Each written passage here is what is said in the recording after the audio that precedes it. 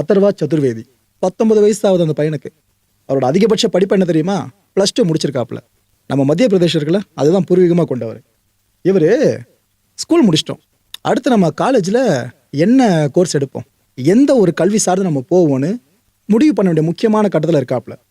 Engineering entrance exam ஒன்று எழுதுறாரு, அதை பாஸ் பண்ணிட்டாருங்க. ஸோ கவர்மெண்ட் என்ஜினியரிங் காலேஜ்லேயே அவருக்கான சீட்டு கொடுக்கப்படுது.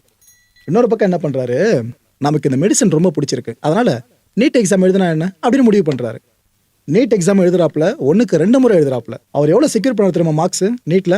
530. இந்த மார்க் பெற்றாச்சா, சரி நம்மளுக்கு இந்த இடபிள்யூஎஸ் கோட்டா இருக்குல்ல, அதாவது எக்கனாமிக்கலி வீக்கர் செக்ஷன் சொல்லுவாங்க, பொருளாதாரத்தில் நலிவடைந்த பிரிவினர்னு அர்த்தவங்க தமிழில் சொல்றதா இருந்தா.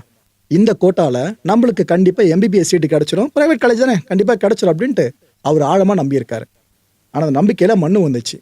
என்ன ஆயிடுச்சு, அவர் மத்திய பிரதேஷில் எவ்வளவோ ட்ரை பண்ணியும் எம்பிபிஎஸ் சீட் அவருக்கு கிடைக்கவே இல்லை. இதுக்கான காரணம் என்ன தெரியுமா? மத்திய பிரதேசை பொறுத்த வரைக்கும் இந்த இடபிள்யூஎஸ் பேஸில் இது போல் நீங்கள் எம்பிபிஎஸ் ஸ்டூடெண்ட்டை எடுக்கலாம், காலேஜில் சேர்த்துக்கலாம் அப்படின்றது சார்ந்து அரசு இதழில் வெளியிடப்படலை.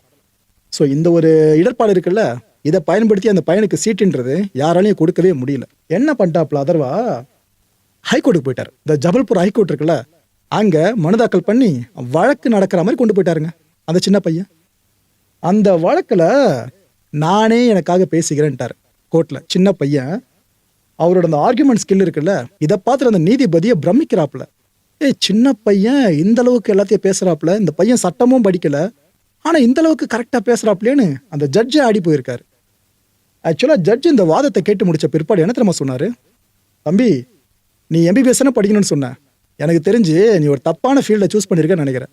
நீ பேசாமல் லாயர் ஆகிடு, இந்தியாவில் ஒன் ஆஃப் தி பெஸ்ட் லாயரா நீ கண்டிப்பாக ஒரு நாள் வருவ, அந்தளவுக்கு சூப்பராக ஆர்கியூ பண்ணுறப்பா அப்படின்னு சொன்னார். அந்த பையனுக்கு இதை கேட்டு சந்தோஷம், ஓகே ரைட்டு நம்மளை வாழ்த்துறாரு பாராட்டுறாருனா நமக்கு சாதகமாக தான் தீர்ப்பு வரப்போகுதுன்னு நினச்சிட்டு இருந்தாப்புல. ஆனால் அங்கே தான் ட்விஸ்ட்டு, அந்த பையனுக்கு ஃபேவராக ஜட்ஜ்மெண்ட் அமையல.